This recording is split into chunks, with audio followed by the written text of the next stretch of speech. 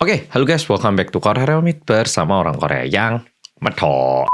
Oke, pol-pol kembali lagi sama cerita Swindler. Dan kali ini menurutku salah satu alasan yang bikin kenapa konten-konten kayak Swindler ini muncul. Tipe-tipe orang yang bikin Pak Sutri itu nggak bahagia. Langsung kita mulai. Oke, untuk memahami cerita kali ini, kita perlu kenal dengan satu pasangan suami istri. Suaminya bernama Sehun, istrinya bernama Cheong. Pak Sehun ini bekerja sebagai seorang guru, dan di Korea semua PNS itu dilarang punya pekerjaan lebih dari satu. Jadi kamu kalau PNS ya kamu cuman boleh kerja sebagai PNS, gak boleh nyambi. Tapi kalau misalnya mau investasi kayaknya bisa, cuman gak bisa aku kerja sebagai PNS tapi punya bisnis. Nah itu dilarang. Tapi Pak Sehun ini kebetulan punya uang sisa dan punya rencana untuk investasi di bisnis. Dan kebetulan istrinya itu gak punya pekerjaan. Jadi bukan yang nganggur atau gimana, tapi istrinya merupakan seorang ibu rumah tangga. Sehingga Pak Sehun ini mikir, daripada nanti aku udah pensiun gak ada pemasukan, mending ini tak investasikan ke sesuatu. Nah istriku tak jadi nobose aja. Nah kalau itu tidak menjadi masalah, sehingga Pak Sehun memutuskan untuk melakukan itu. Dan bisnis yang diambil sama Pak Sehun merupakan bisnis penginapan. Lebih tepatnya ada satu tempat penginapan, hotel murah gitu, di sebuah lokasi yang menurut Pak Sehun nantinya itu harga tanah bisa naik. Dan kebetulan karena ini tempat penginapan, berarti cash flow juga ada. Jadi sambil nunggu harga tanah naik, ini penginapan juga bisa menghasilkan uang. Jadi kalau dilihat dari sudut pandangnya Pak Sehun, wah ini bagus, ini kayak ayam. Ayamnya bertumbuh dan berkembang, tapi di perjalanan harga ayamnya naik, ini juga bertelur. Nah sehingga Pak Sehun memutuskan untuk beli penginapan ini dan nyuruh istrinya untuk mengelola bisnis ini. Awalnya istrinya nggak mau mengelola bisnis ini. Alasannya bukan karena istrinya malas, bukan karena istrinya itu nggak pengen bekerja, tapi karena penginapannya ini lumayan jauh dari rumah mereka. Sehingga kalau istrinya mengelola tempat penginapan ini, istrinya itu harus tinggal di situ, dan mereka cuman tidur bersama ataupun bertemu kayak benar-benar bisa tidur bareng itu cuman di weekend. Karena si suami alias Pak Sehun ini bekerja sebagai guru di tengah kota, sedangkan penginapannya misalnya di puncak gitu. Dan meskipun Bu Jerong ataupun istrinya ini sebenarnya nggak suka, tapi karena mereka berdua ini udah lumayan berusia, sama-sama berusia 38 tahun, mereka itu berpikir lebih dewasa. Oke, meskipun kita kangen, tapi kita nanti juga butuh pemasukan, dan ini sebuah investasi yang harus kita lakukan. Sehingga istrinya juga mengiyakan untuk mengelola penginapan itu. By the way, satu info yang penting, Pak Sehun sama istrinya ini, mereka itu baru nikah sekitar 4 tahun yang lalu. Dan di Korea ini lumayan umum untuk nikah di usia 34 tahunan. Memang tergolong telat, tapi kalau zaman sekarang, ya telat dikit lah, bukan telat parah. Sampai di sini mungkin ceritanya tidak ada masalah, tapi karena istrinya itu nggak pernah bisnis penginapan, mereka kena tipu. Maksudnya kena tipunya itu bukan ditipu sama seseorang, tapi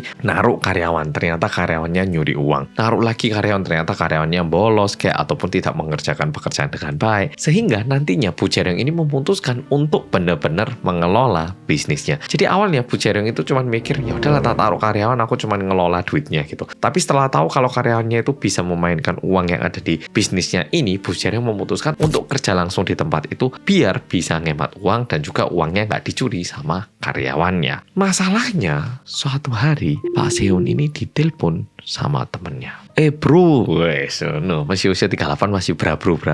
Nganu yo, kamu kemarin kan beli penginapan itu toh, istrimu kok suruh jaga penginapanmu itu. Tapi tak delok, kok tokomu rodok mencurigakan sih? Pak Sehun tanya ke temennya, loh mencurigakan gimana tau maksudmu? Ya namanya penginapan yo, emang gitu kan, bukan hotel, jadi yo rodok gelap-gelap gitu, murah. Temennya jawab, loh nah, maksudku ndak gitu. Wis belak-belakan aja. Jujur penginapan model tempat kamu ini kan bukan kayak hotel, bukan tempat orang untuk liburan, bukan tempat untuk orang-orang nyantai terus vacation dalam hotel, kan bukan kayak gitu. Biasanya kan ini ya tujuannya untuk pasangan-pasangan yang mungkin nyari tempat untuk gitu, atau orang-orang yang butuh tempat tinggal yang murah ya toh. Tapi hotelmu ini loh yang datang ini cowok-cowok semua. Udah gitu mereka itu loh datangnya sendirian, ndak bareng pasangan. Kan yo aneh ya toh, penginapan gitu tapi kok yang nginep cowok-cowok sendiri. Yo aku sih nggak tahu apa-apa ya, cuman aku lah ya temenmu, cuman alangkah baiknya kalau kamu was-was biar penjaga-jaga, biar nggak ada kejadian lain. Sini aku ada kerjaan, urusan ya. Nah temennya matiin teleponnya. Pak Sehun setelah dengarkan itu agak nggak nyaman. Coba cek di Google Map review, maksudnya di map gitu. dilihat komen-komennya pada bilang kayak gini, loh ibunya yang jaga di sini cantik banget, jadinya pengen check-in sendiri. Meskipun tidak semua komennya kayak gitu, biasanya kan review penginapan tidak sebanyak itu ya toh. Tapi di tempat penginapan yang dibeli sama Pak Seon ini, review-review yang seperti itu mulai muncul, khususnya setelah dibeli sama Pak Seon, ataupun lebih tepatnya setelah mulai dikelola sama istrinya. Ya, aku lupa bilang ternyata. Satu hal yang sangat penting adalah istrinya Pak Sehun ini cantik banget. Dari waktu SMA, istrinya itu memang paling cantik di sekolah. Dan sampai sekarang, meskipun udah tua, Ibu Jaeryong ini bisa dibilang tante cantik. Bukannya aku seneng, tapi aku bener menyampaikan seberapa cantiknya. Dan cantiknya itu bukan cuma yang cantik, oh cantik. Cantiknya itu cantik yang agak menggoda katanya. Jadi pokoknya vibe-nya itu kayak gitu katanya. Nah, tapi karena Pak Sehun ini punya pekerjaan dan Pak Sehun gak bisa ngikutin, Pak Sehun memutuskan untuk coba minta tolong sama detektif swasta. Setelah detektif swastanya ngomong sama Pak Sehun, detektif swastanya bingung. Loh Pak, ya saya paham ada komen kayak gitu, ada telepon dari teman kayak gitu, tapi kan Bapak juga gak ada bukti yang gimana. Terus ya saya paham istri Bapak cantik, tapi emang seberapa sih Pak? Nah, ditunjuki fotonya sama Pak Sehun. Dilihat tuh, cantik ternyata. Bener-bener cantik. Bahkan saking cantiknya, jadi bagaimana Pak Sehun sama istrinya itu bisa menikah, itu juga dulu waktu SMA mereka itu satu angkatan. Pak Sehun itu suka banget sama Jaeryong ini. Tapi Jaeryong itu benar-benar kayak terkenal, semua cowok suka. Sangat Pak Sehun ini murid biasa gitu. Tapi suatu hari waktu mereka usia 17 tahun gitu ya, SMA kelas 2, tiba-tiba Jaeryong ini mulai tidak masuk sekolah. Setelah itu ngilang. Dan mereka itu baru ketemu lagi di usia 34 tahun. Dan seketika Pak Sehun ngelihat Bu Jaeryong, Sehun itu langsung kayak, loh kamu ini ya Jaeryong ya? Nah, langsung cek LPK. Dan karena Jaeryong itu masih cantik, dalam waktu 3-4 bulan Pak Sehun ini jadi begitu dekat dan langsung memutuskan untuk menikah sama Jaeryong ini. Masalahnya bukan cuma cantik, karena mereka udah nikah di usia yang telat. Pak Sehun ini pengen banget punya anak, dan mereka jujur udah nyoba, udah ke dokter, tapi karena dibilang udah lumayan tua, bahkan dokter pun udah menyuruh untuk melakukan IVF. Dan mereka sudah melakukan IVF berulang kali, hampir 8 kali. Tapi suatu hari pas Pak Sehun mau ngecek ataupun lagi nyari istrinya di penginapan itu, Pak Sehun nemu obat kontrasepsi di dalam tas istrinya.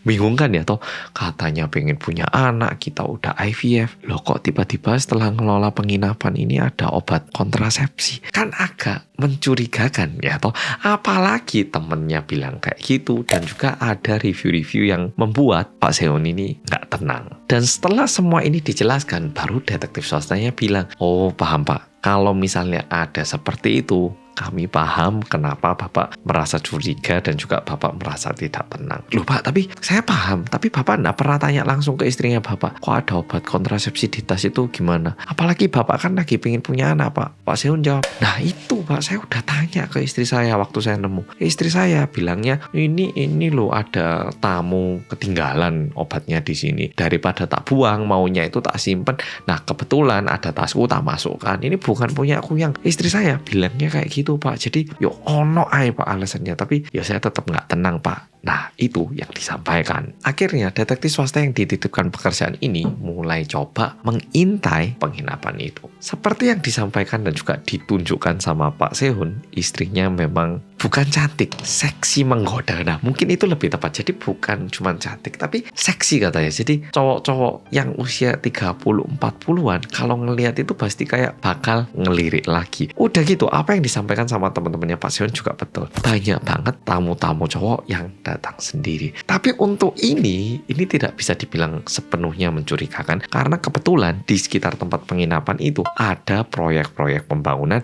sehingga orang-orang ini juga butuh tempat tinggal. Mosok semua orang yang pergi ke penginapan murah itu selalu bawa cewek ataupun pasangan? Kan nggak juga ya toh. Sehingga memang ini agak mencurigakan, tapi ini tidak sepenuhnya betul gitu. Tapi karena ini nggak bisa dipantau cuman 1 hari, akhirnya detektif swastanya coba nginap di situ dan berusaha menjadi langganan untuk mencari tahu lebih lanjut. Setelah nginap di situ selama 1 minggu, Pak detektifnya juga setuju kalau banyak banget cowok-cowok yang nginep di situ, tamu-tamu yang nginep di situ, itu waktu check-in itu ngomongnya pun bakal kayak, oh bu, kamar saya ada yang rusak loh bu, boleh nggak bu dicek? Nah kayak apa ya, cowok-cowoknya pun coba ngoda, dan ibunya ini pun karena mungkin tamu itu berusaha ramah, tapi kesannya itu agak kayak nggak melebihi batas, tapi main di perbatasan. Oke, paham ya toh? Main di perbatasan, paham maksudku ya toh?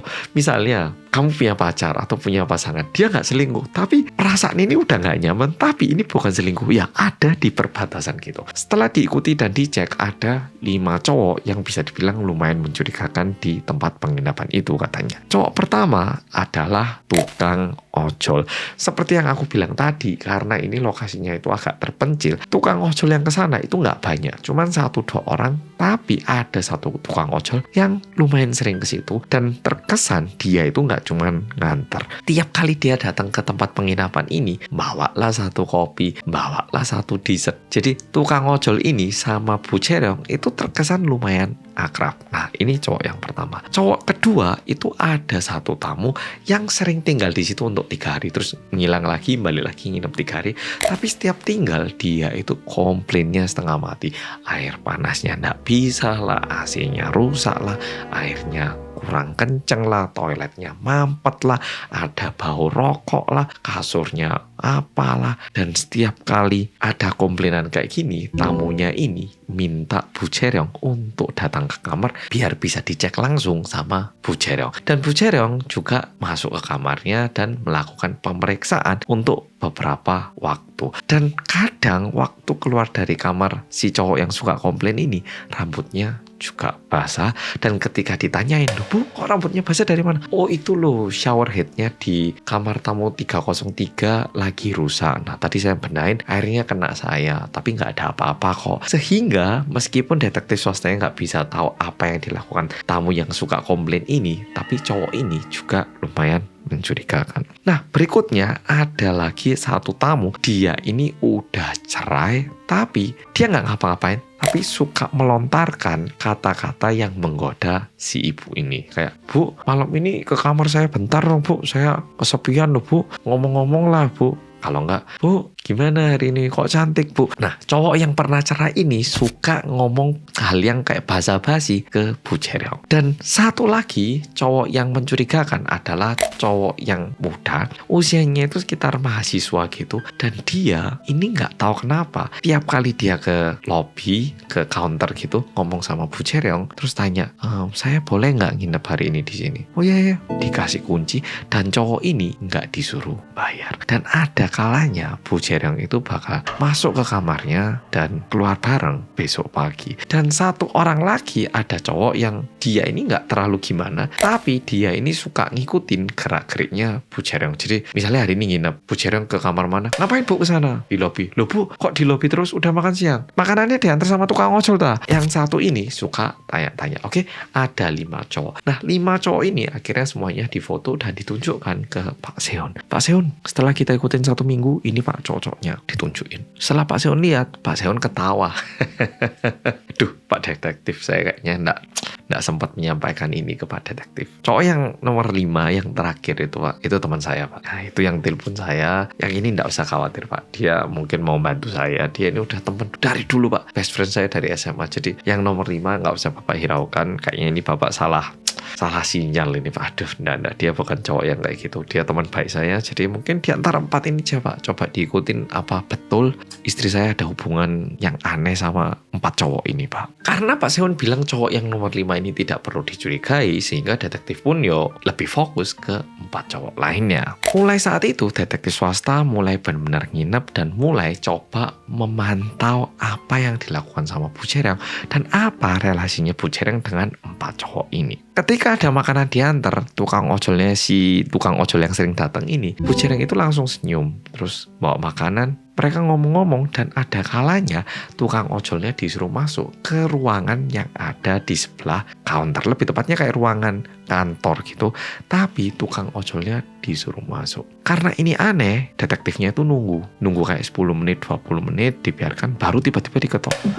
Sih, saya mau cekin ada orang nggak? Nah dibuka, oh ternyata mereka cuma makan bareng. Dan ini mungkin terkesan agak aneh, Aku nggak tahu di Indonesia sama atau nggak, tapi di Korea itu kadang waktu kita mau pesan makan itu ada minimum order. Jadi biasanya banyak banget restoran yang kalau cuman pesan 1 porsi itu nggak boleh, harus pesan 2 porsi. Kalau nggak pesan 1 porsi misalnya 15.000, tapi biaya antarnya 5.000 jadi 20. Tapi kalau misalnya pesan 2 porsi yang harga 10.000, toh sama 20.000 ya toh. Nah sehingga kadang aku pun daripada bayar biaya delivery, kayaknya mending pesan lebih banyak sehingga aku nggak usah bayar biaya antar gitu. Nah melihat itu detektifnya ngerasa oke, mungkin mas-masnya delivery ini agak mencurigakan, tapi mungkin karena kebetulan Bu Jereng ini sering pesan makan dan daripada bayar biaya delivery, mungkin Bu Jereng sengaja pesan 2 lalu makanannya di-sharing sama tukang ojol ini. Oke, ini mungkin agak terkesan aneh kalau dipandang dari sudut pandang Indonesia atau gimana, tapi mungkin karena agak di pelosok di kampung, jadi masih oke. Cowok yang suka komplain ini diikuti, suka komplain, mesti telepon minta ini dibetulin lah, baterai remote TV tiap kali check-in katanya ndak bisa lah, inilah. Sehingga Bu Jereng itu sering banget masuk ke kamarnya bapak yang komplain ini. Tapi detektif ya nggak bisa tahu apa yang sebenarnya dilakukan sama Bu Jereng di dalam ruangan itu. Sedangkan cowok yang udah cerai dan suka basa-basi sama Bu Jereng ini, memang dia ini suka banget ngomong sama Bu Jereng, tapi tidak pernah ada adegan yang mencurigakan. Nah, tapi seperti yang udah aku bilang tadi, ada satu cowok usia mahasiswa yang sering nginep di situ dan bahkan Bu Jereng mengizinkan untuk tidur tanpa bayar. Bahkan Bu Jereng juga tidur di situ ya toh. Cowok ini yang terkesan paling mencurigakan, ngapain cewek usia 38 tahunan ini nginep sama cowok usia 20 tahunan. Aneh ya toh. Sehingga detektif swasta mulai fokus untuk mencari tahu hubungan antara cowok usia mahasiswa ini dengan Bu Jereng. Dan di saat detektif swasta lagi menggali hubungan antara cowok mahasiswa ini dengan Bu Jereng, suatu hari detektif swasta menyaksikan satu hal yang aneh. Di pagi hari Bu Jereng ini keluar dari kamar sama cowok usia mahasiswa itu. Setelah itu bilang yaudah dadah, terus dikasih juga uang saku. Cowok mahasiswanya ini pergi. Gak lama setelah itu tiba-tiba Bu Jereng ini agak senyum-senyum dan mulai ngomong sama tamu yang suka komplain. Dan setelah itu Bu Jereng masuk ke kamarnya cowok yang suka komplain, dan terkesan mereka ini memiliki hubungan yang lebih dari orang-orang biasa. Dan nantinya setelah digali, ini yang terjadi. Ternyata cowok usia mahasiswa ini merupakan anaknya Bu Jereng. Dan Pak Sehun nggak pernah tahu kalau Bu Jereng pernah punya anak. Dan ini alasannya kenapa Bu Jereng itu tiba-tiba menghilang di bangku SMA. Jadi ternyata Bu Jereng di usia 17 tahun itu hamil sama seorang anak cowok ataupun pacarnya. Dan biar nggak ketahuan hamil, Bu Jereng itu ngilang dari sekolah dan melahirkan anak diam-diam. Dan nantinya setelah anaknya gede baru balik lagi ke kehidupan seperti orang biasa. Tapi orang-orang itu nggak ada yang tahu kalau dia pernah melahirkan anak. Tapi anaknya ini dirawat sama bukan suami, bukan pacar ya. Ya pokoknya cowok yang menghamili Bu Jereng waktu itu. Dan sebenarnya Bu Jereng itu tidak tumbuh besar sama cowok itu, sehingga nggak tahu putranya itu kayak apa, mukanya kayak apa. Tapi sebatas pernah lihat fotonya di Instagram ataupun di sosmed mantan pacarnya yang pernah menghamili dirinya. Dan ternyata suatu hari di saat Bu Jereng lagi kerja di situ, anaknya ini datang ke tempat penginapan itu dan dia bilang sendiri kalau dia ini anaknya Bu Jereng, dan Bu Jereng juga bisa mengenali kalau itu anaknya karena mukanya ini sama dengan muka yang dia lihat di sosmed mantan pacarnya itu tadi yang hamili Bu Jereng itu. Nah, sehingga setiap kali anaknya datang, Bu Jereng itu mengizinkan anaknya untuk tinggal di situ, dan Bu Jereng juga tidur di situ bareng anaknya. Kadang ya dimasakin mie, kadang ya dipesanin makanan. Jadi sebenarnya Bu Jereng itu tidak ada hubungan aneh sama si anak itu. Namun meskipun Bu Jereng ini tidak ada hubungan aneh sama si mahasiswa ini, Pak Sehun yang baru tahu kalau istrinya pernah melahirkan anak yang udah duduk di bangku kuliah tentunya sangat kaget ya toh. Nah sehingga dengar itu Pak Sehun langsung pergi datangi istrinya lalu tanya, "Yang, ini benar tak anak kamu sering datang ke penginapan kita? Kamu kok bisa sih nutupi semua ini ke aku? Kamu kok nggak pernah bilang ke aku kalau kamu pernah punya anak? Aku kan nggak tahu. Terus udah gitu kamu kok berani-beraninya nyuruh anak kamu datang ke sini? ini. Dan di saat Bu Jereng ditanyain kayak gini, Bu Jereng itu malah bilang kayak gini, loh, kamu kok tahu, kamu kok dapat foto ini dari mana? Kamu pasti diberitahu sama temenmu ya toh? Temenmu toh yang beritahu kamu? Emang kamu udah dibilangin apa aja? Terus Pak Seon ini bilang, enggak, dia itu nggak pernah bilang apa-apa. Aku yang nyari tahu sendiri. Kamu kok bisa punya anak dari mana? Nah, di situ Bu Jereng akhirnya benar-benar jujur dan bilang kalau memang betul di saat Bu Jereng berusia 17 tahun, dia itu beneran hamil dan melahirkan anaknya. Dan anaknya datang sehingga jadi sering nginep di penginapan ini. Dan setelah Pak Seon jadi tahu kalau istrinya pernah melahirkan anak di usia 17 tahun, Pak Seon ini jadi nggak bisa percaya sama istrinya, sehingga Pak Seon ini minta tolong detektif swasta untuk ngecek semua hal berhubungan dengan istrinya. Apa ada sebuah hal yang mungkin belum diketahui hingga saat ini, tapi bisa dicari tahu gitu. Sehingga detektif swasta akhirnya mulai nyoba gali informasi di balik istrinya, dan ternyata apa yang diketahui sama detektif swasta hingga saat ini dan juga Pak Seon itu kurang tepat. Yang terjadi sebenarnya adalah istrinya ini pernah melahirkan anak dan tinggal bareng.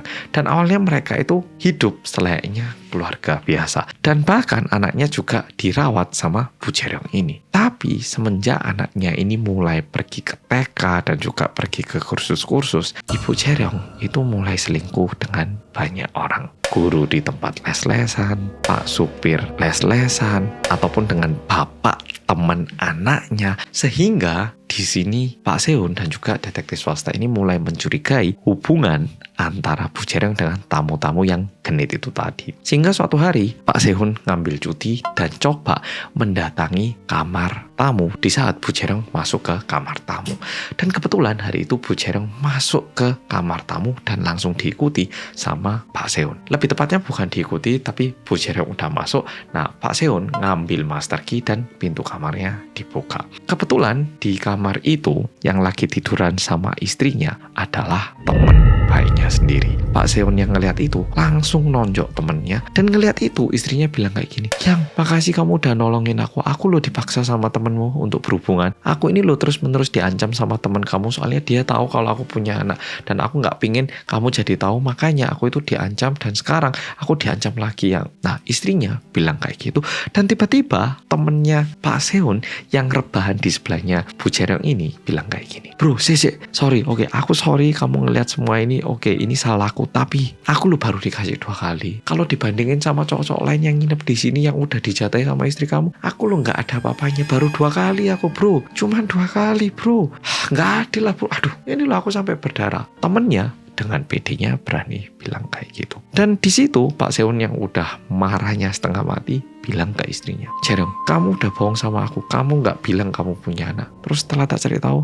apa? Kamu pernah selingkuh sama papa temen anak kamu sendiri. Kamu pernah selingkuh sama guru les-lesan. Selingkuh sama supir guru les-lesan. Kamu cewek macam apa?" Di situ Bu Jereng yang dibilangin kayak gitu, bukannya dia minta maaf, malahan dia berdiri dengan tegap dari kasur, mendatangi Pak Seon, lalu bilang kayak gini, "Loh, kok kamu bilang gitu sih ke aku? Kan kamu yang nyuruh aku ngelola penginapan ini. Kan kamu yang naruh aku di tempat cowok-cowok datang ke sini. Terus kita kan nggak selalu ketemu. Kan kamu yang bikin aku kesepian. Kan kamu yang bikin aku lonely. Aku kan pengennya jadi ibu rumah tangga. Tapi kamu nyuruh aku kerja di sini kan. Lah terus salahku apa? Kan kamu yang bikin aku kesepian. Makanya aku harus cari cara dong. Emang salahku apa?" Dan di situ akhirnya Pak Seon memutuskan untuk cerai bersih, dan meskipun tanah ataupun penginapan yang dibeli sama Pak Seon ini terkesan menguntungkan di masa depan, tapi karena semua masalah ini Pak Seon pun udah nggak mau ngambil stres, dan Pak Seon langsung memutuskan untuk menjual kembali tanah ini dan juga cerai sama istrinya. Cerita kali ini mungkin karena tak ceritakan dengan sangat tenang, tidak terkesan ganas, tapi sebenarnya ini cerita yang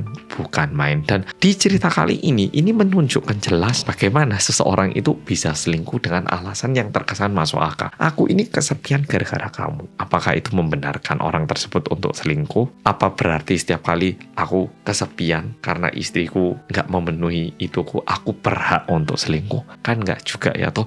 Dan biasanya orang-orang yang selingkuh itu suka bilang gini, "Kan kamu yang bikin aku kesepian, kan kamu yang biarin aku sendirian, kan kamu yang gak merawat aku." Ya pokoknya alasan-alasannya adalah gara-gara kamu. Tidak mencari cara untuk memenuhi ataupun mencari solusi terhadap masalah yang dia rasakan. Karena memang betul itu sebuah permasalahan, tapi bukan berarti orang yang merasa kesepian ataupun orang yang merasa sendiri ini punya hak untuk selingkuh ataupun melakukan hal-hal yang tidak benar ya toh. Karena kalau dibilang kesepian, tentunya yang kesepian nggak satu pihak. Kalau yang di sini kesepian, tentunya pihak lainnya juga kesepian. Dan memang ada betulnya ketika kita pacaran ataupun nikah sama seseorang, kita harus nyari orang yang frekuensinya itu mirip. Misalnya tidur yang satu AC 16 derajat, yang satu tanpa AC, agak susah. Contohnya kayak gitu. Ada satu orang yang pengen ketemu tiap hari, ada satu orang pengennya itu ketemu cuma seminggu sekali. Nah kalau kayak gini udah nggak balance ya toh. Tapi melebihi itu, yang paling penting adalah kita harus nyari orang yang bisa kadang itu mengisi waktunya sendiri ataupun mencari kesenangan dengan cara yang baik dan sendiri. Bukan karena kamu nggak ada di sini, aku mau nyari orang lain yang bisa memenuhi tempat ini. Oke, aku yakin buat pol-pol yang udah nikah, apalagi yang punya anak, pasti paham sama inti cerita kali ini. Dan video kali ini menurutku lumayan pedas dan menyeramkan. Oke pol-pol, makasih udah nonton video kali ini dan sampai jumpa di video